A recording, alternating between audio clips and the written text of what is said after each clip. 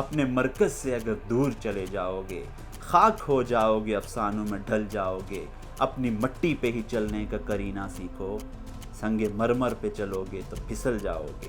یورپی یونین کے چارٹر کو دیکھیے، ساری اچھی باتیں لکھی ہوئی ہیں، لیکن عملی طور پر انہی فلاسفرز کے بڑوں نے بڑے بڑے قومی سطح کے اوپر اخلاقی جرائم کیے ہوئے ہیں۔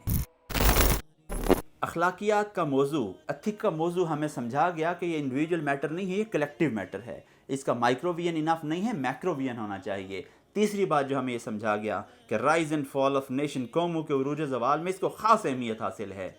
تو پھر میرے اور آپ کے کرنے کا کام کیا ہے؟ سب سے پہلے کرنے کا کام یہ ہے کہ ہم پلٹ آئیں اپنے مرکز کی طرف۔ ہمارا مرکز قرآن اور سننا ہے اور اس کی تعلیمات ہیں۔ ہمیں ایتھکس بھی ادھر سے ہی لینے ہیں، ہمیں نالج کے ریسورسز بھی ادھر سے ہی تلاش کرنے ہیں۔ اپنے مرکز سے اگر دور چلے جاؤ گے، خاک ہو جاؤ گے، افسانوں میں ڈھل جاؤ گے، اپنی مٹی پہ ہی چلنے کا کرینہ سیکھو، سنگ مرمر پہ چلو گے تو پھسل جاؤ گے۔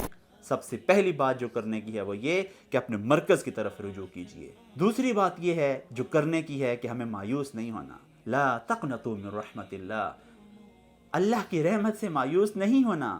ہمارے آس پاس مایوسی ہے، پریشانی ہے، کوئی خوشخبری کم ہی ملتی ہے امت مسلمہ کے اعتبار سے، لیکن مایوس آدمی کوئی بڑا کام نہیں کر سکتا۔ آئیے نمبر 1 مرکز کی طرف، اس کے بعد مایوسی چھوڑ دیجئے، کیونکہ آپ کی بیک پر اللہ رب العزت کی ذات ہے۔ ہم نے ایتھکس کو مضبوط کرنا ہے، نالج بھی حاصل کرنا ہے، لیکن امید کبھی نہیں چھوڑنی کہ مسلم امت تو یہ کرتی ہے، مسلمان تو ایسے ہیں، مسلمانوں تو یہ مسائل ہیں۔ سارے مسائل اپنی جگہ، لیکن تم خود کو دیکھو کہ تم کیا کنٹریبیوٹ کر رہے ہو۔ اور تیسری بات جو کرنے کی ہے وہ یہ ہے کہ نیک اور صالح لوگوں کو، جن میں صلاحیت بھی ہو، صالحیت بھی ہو، ان کے اجتماعیت کا حصہ بنا جائے، ان کو اپنا دوست بنایا جائے، اور اس طرح کے گروپ کو بنایا جائے جو پازیٹیوٹی پھیلانے والا ہو، نیگیٹیوٹی والا نہ ہو، جو ذاتیات سے بڑھ کر اوپر امت مسلمہ کی بات کرنے والا ہو۔ بہت محترم سامعین، یہ 3 چیزیں ہیں جو مجھے اور آپ کو کرنا پڑیں گی، تب یقیناً رائز آف مسلم امہ ضرور ہوگا، اور ہم اسی لیے اس دنیا کے اندر ہیں کہ ہم نے امت مسلمہ کو کھڑا کرنا ہے۔ یہ کمزوری اور مایوسی کی باتیں بالکل چھوڑ دینی ہیں۔ اللہ رب العزت ہمارے ساتھ ہوگا، اور یہ آیت ہمیشہ یاد رکھیے کہ غلبہ اس کو نصیب ہوگا جو ایتھکس اور اخلاقیات میں مضبوط ہوگا، پھر ریشو 1 کے مقابلے میں 10 کی ہوگی، یقیناً فتح آپ کی ہوگی۔ اس طرز پر بننے والا اخلاقی نظام کس قدر مضبوط ہوگا کہ جس میں خدا خوفی شامل ہوگی، جس کا بنانے والا وہ ہے جس نے انسان کو بنایا، اور پھر ساتھ خود بھی بتا دیا کہ انی جاعل فی الارض خلیفہ، میں نے تمہیں اپنا نائب بنایا ہے۔ تمام ایتھیکل سوالات جو فلاسفرز نے کیے وہ حل ہو گئے۔ ہمارا کمپیریزن کس کے ساتھ ہے؟ ہم کمپیریزن کر رہے ہیں اللہ رب العزت کے اخلاقیات کی تعلیم پر مبنی پیغام کا اور ادرز کا۔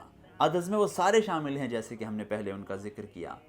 دیکھیے دوسرے جتنے اخلاقی نظام موجود ہیں، ہم ان کو ذرا غور سے دیکھیں تو ہمیں پتہ چلتا ہے کہ ان کے اندر خود کنفلکٹ موجود ہے۔ ہاں، جو اخلاقی نظام کالوں پر لگتا ہے وہ گوروں پر نہیں لگتا۔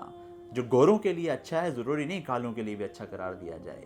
جو ڈیولپڈ کنٹریز کے لیے ایتھکس کے معاملات ہیں وہ مختلف ہیں، انڈر ڈیولپڈ کے لیے مختلف ہیں۔ یورپی یونین کے چارٹر کو دیکھیے، ساری اچھی باتیں لکھی ہوئی ہیں، لیکن عملی طور پر انہی فلاسفرز کے بڑوں نے بڑے بڑے قومی سطح کے اوپر اخلاقی جرائم کیے ہوئے ہیں۔ یہ جھوٹ کا بازار گرم کر دینا، دوسری قوموں کے خلاف اور دوسری حکومتوں کے خلاف اور دوسرے معاشروں کے خلاف بغیر تحقیق کے باتوں کو پھیلا دینا، اور نہ صرف پھیلا دینا بلکہ ان پر یقین کر کے چڑھ دوڑنا، یہ بڑے بڑے اخلاقی جرائم ہیں جن کو جرم اس ملک اور اس معاشرے کے لوگ نہیں سمجھتے، اتنے بڑے اخلاقی جرائم ہیں۔ اس کا مقابلہ اللہ کے اس پیغام کے ساتھ ہے کہ جس میں ایتھیکل ڈیولپمنٹ کے لیے تربیت دی جاتی ہے۔ اس کے نزدیک تمام انسان اخلاقی اعتبار سے برابر ہیں۔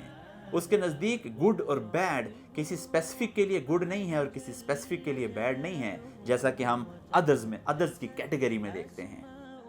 اسلام کا اخلاقی نظام ایک طرف اور یہ دوسرے تمام ایتھیکل سسٹمز ایک طرف، ان پر اگر صحیح طریقے سے مسلم امہ چلنا شروع کر دے تو یقیناً یہ وہ دیا ہے جو ہمیشہ قائم و دائم رہے گا۔ اب ہوائیں خود کریں گی روشنی کا فیصلہ، جس دیے میں جان ہوگی وہ دیا رہ جائے گا۔